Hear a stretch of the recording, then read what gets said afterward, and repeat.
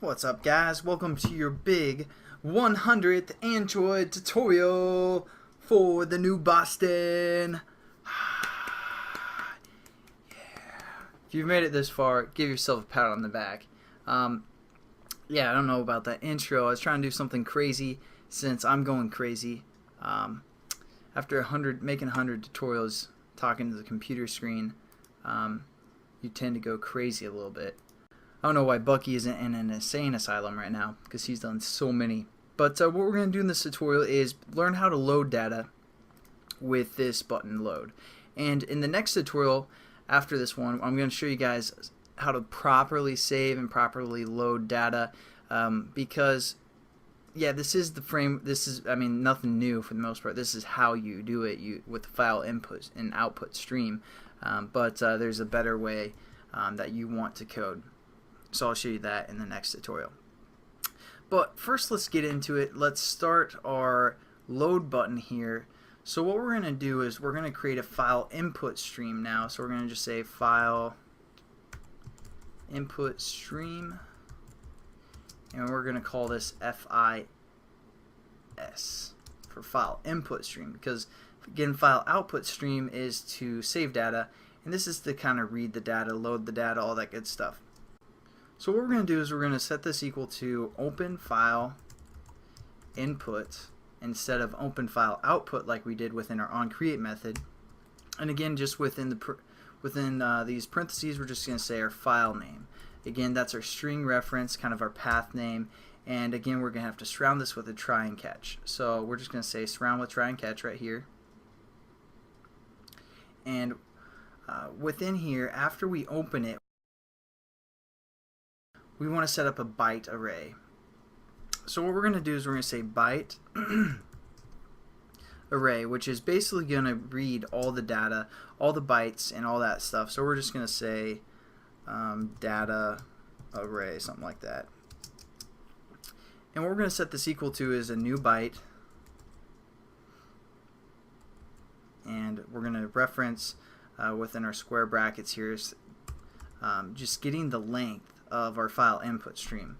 So we're going to say file input stream dot available, and basically that's going to return the amount of bytes this file input stream has. So it's just setting our array up to the same length as however many bytes is in our file input stream. So again, we get an error. We just need to add another catch clause to our surrounding try, and that's input output stream exception.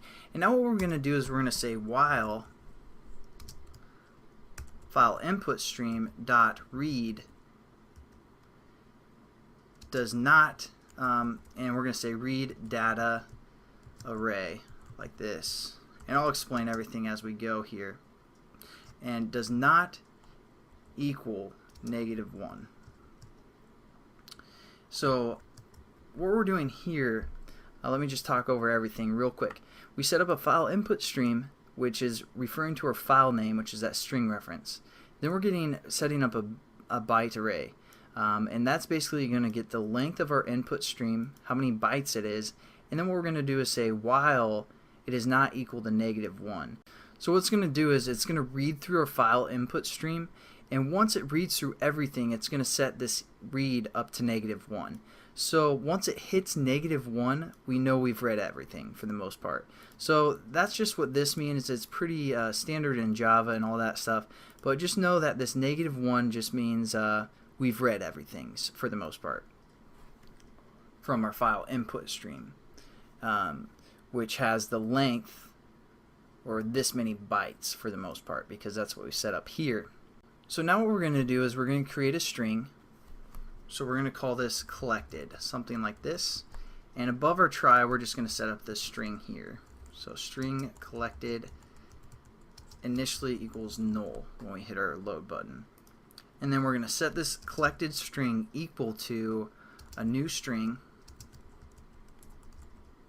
And within here, we're going to say our data array.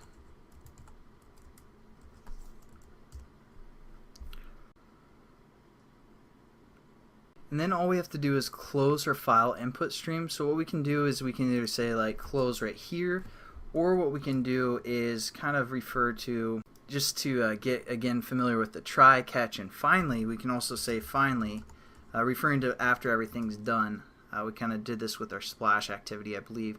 So we're just going to say finally file input stream dot close, and it's going to give us an error because we set up our file input stream within this try. So what we're also going to do is just copy this or cut it, and then just say file input stream, and again above our try we're just going to hit paste equals null. And then we have to surround this with a try and catch as well. So we're just going to hover over and say try and catch. And it looks kind of complicated, but it's really not that bad. And that's pretty much this tutorial. Let me talk through everything that we've done. So basically we set up a string called collected. This is going to be all of our data that we read.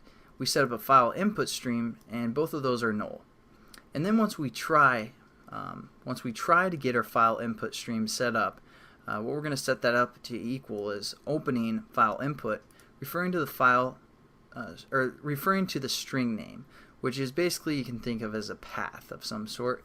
And then what it's going to do is it's going to read that file input stream and get how many bytes is available. And then it's going to set up a byte array, which we call data array. Then while our file input stream is reading all of those bytes for the most part, and as long as that's not equal to -1, because when it equals -1 we're done. It's going to break out of our while loop. And while that's happening, we set up the string, which was null, and now it's just going to equal a new string according to the data that it's reading for the most part. Again, our bit array. As it cycles through this while loop, it'll add to that as well. So it's going to basically be whatever is our data that we saved.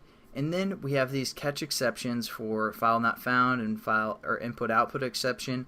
And then we say finally, after everything's done, just close our input stream. And we need to surround that with a try and a catch as well. So input output exception here as well. So hopefully you guys kind of understand that. It's not too difficult for the most part. And also what we can do is we can now set our text view equal to the data that we read. So all we're going to do is say our text view, which we call data results, and then dot set text, and then we're going to set it up to this collected string that we read for the most part. So now it's going to change our text view when we hit the load button. Yeah, this does look a lot more complicated for the most part than the shared preferences. And if you, again, you're just saving one variable like a string, you probably want to use shared preferences. But I just want to get you guys familiar with the input-output streams and working that way, because when we work with external data, that's kind of the concepts that we're going to have to know. So thanks again for watching, guys. Hopefully it wasn't too confusing, and I'll catch you guys in the next tutorial. Peace.